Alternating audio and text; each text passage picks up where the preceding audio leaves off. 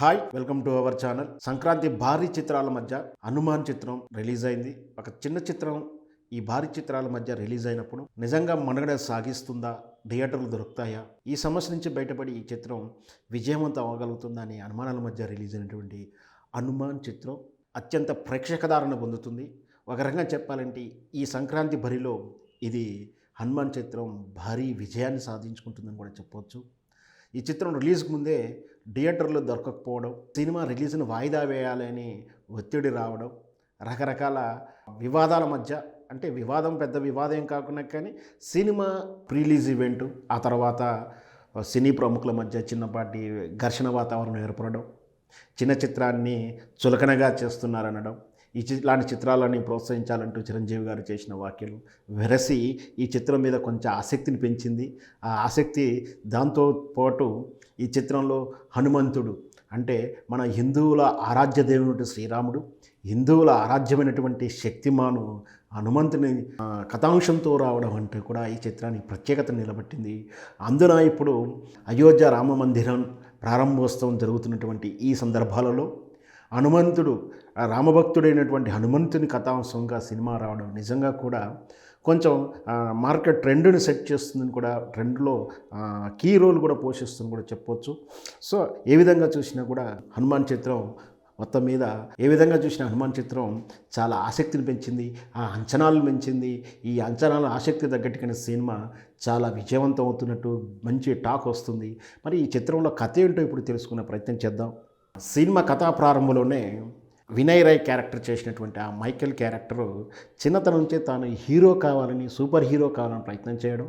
మనకు తెలుసు super hero అంటే పవర్స్ ఉంటాయి. ఎక్కడైనా ప్రాబ్లం వచ్చినప్పుడు అలా గాల్లో వస్తూ సూపర్ మ్యాన్లో వస్తూ అందరిని రక్షించే ప్రయత్నం చేస్తుంటాడు. ఇదొక సోషియో ఫాంటస్ క్యారెక్టర్గా చెప్పొచ్చు. ఇప్పుడు మనం చూస్తున్నటువంటి కథాంశాల ప్రకారం చూసుకున్నా, ఇక గాల్లో రావడం, ఎగిరిపోవడం అంతా కూడా ఈ ఇతిహాసాల్లో అలాంటి క్యారెక్టర్ హనుమంతుడు ఉండడం మనందరికీ తెలిసింది. సరే, ఈ సూపర్ మ్యాన్ పవర్స్ని సోషియో ఫాంటసీగా తీసుకునేటువంటి కథా చిత్రాలు చాలా బాగా హిట్ అయ్యాయి. సో అలాంటి క్యారెక్టర్ సూపర్ మ్యాన్ కావాలని కలలుగనేటువంటి మైకేల్ చిన్నతనం నుంచి ఆ ప్రయత్నాలు చేస్తూ ఉంటాడు.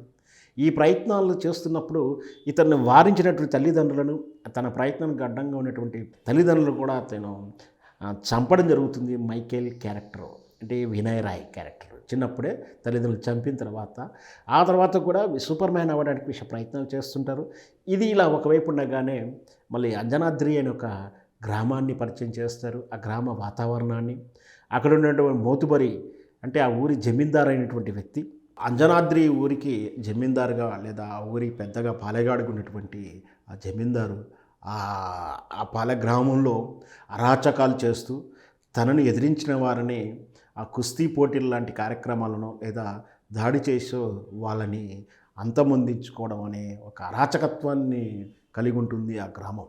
అందులో హీరో సజ్జ ఒక సాధారణటువంటి వ్యక్తిగానే ఉంటూ, ఈ క్రమంలో హీరోయిన్ అయినటువంటి అమృత ఆ పాలెగాడైనటువంటి ఆ జమీందారుని ఎదిరించడం, ఆ జమీందారు ఎదిరించినప్పుడు ఆమె మీద దాడి చేయడము, బందిపూట దాడి చేస్తున్న క్రమంలో హీరో సజ్జ ఆమెను కాపాడే ప్రయత్నంలో నీళ్ళలోకి పడిపోవడం, అప్పుడు ఆ విల్లలు చేసే దాడిలో ఆ హీరోయిన్ అమృతని కాపాడే ప్రయత్నంలో అతను నీళ్ళలో పడిపోయినప్పుడు అతనికి రుధిరమణి అనేటువంటి ఒక మణి దొరకడం. అది ఏమిటంటే హనుమంతుడి రక్తబిందువు నుంచి ఏర్పడినట్టు ఆ మణి హీరోకి దొరకడంతో అతనికి విశిష్టమైనటువంటి పవర్స్ రావడం, అంటే హనుమంతుని పవర్స్ అన్నీ అతనికి రావడంతో ఆ తర్వాత ఏం జరిగింది, ఆ రుద్రమణిని ఏదైతే సూపర్ మ్యాన్ పవర్స్ ఇచ్చేటువంటి ఆ రుద్రమణిని సొంతం చేసుకోవడానికి మనకు మొదట్లో చెప్పిన విలన్ మైకేలు ఆ రుద్రమణిని సాధించడానికి ఆ గ్రామంలో ఆ హీరో మీద చేసిన పోరాట క్రమం ఏంటి,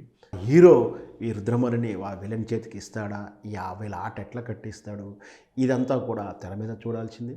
దీనికి హనుమంతుడు హిమాలయం నుంచి రావడం, హీరోకి వన్నిదండగా ఉండటం, ఇదంతా కూడా సినిమాలో ఆ సోషియో ఫాంటసీ ఆద్యాంతం ఆ సినిమా 23-25 నిమిషాల్లో ప్రేక్షకుని కట్టిపడేస్తుంటుంది. ఇది కథాంశం మొత్తం మీద.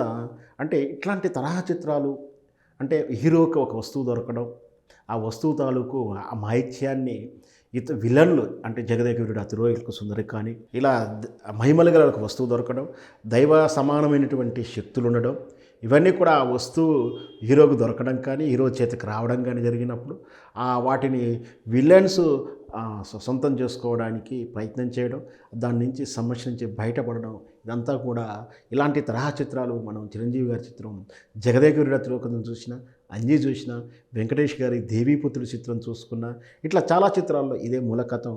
కానీ కథనం డిఫరెన్స్గా ఉండడం, దాంట్లో ఉన్నటువంటి టెక్నాలజీ ఆనాటికి ఉన్నటువంటి అప్డేట్ టెక్నాలజీ ప్రకారం, అంటే దేవీపుత్రులో కూడా మనం కొన్ని టెక్నాలజీ చూసాం అప్పట్లోనే. గ్రాఫిక్స్ స్టార్టింగ్లో మనం మరిది తరహా చిత్రంలో చూసినప్పుడు అమ్మోరు దేవీపుత్రుడు చిత్రంలోనే ఈ యానిమేషన్స్ కానీ వాడుకొని టెక్నాలజీ వాడుకొని సినిమాని రక్తి కట్టించిన విధానం చూసాం.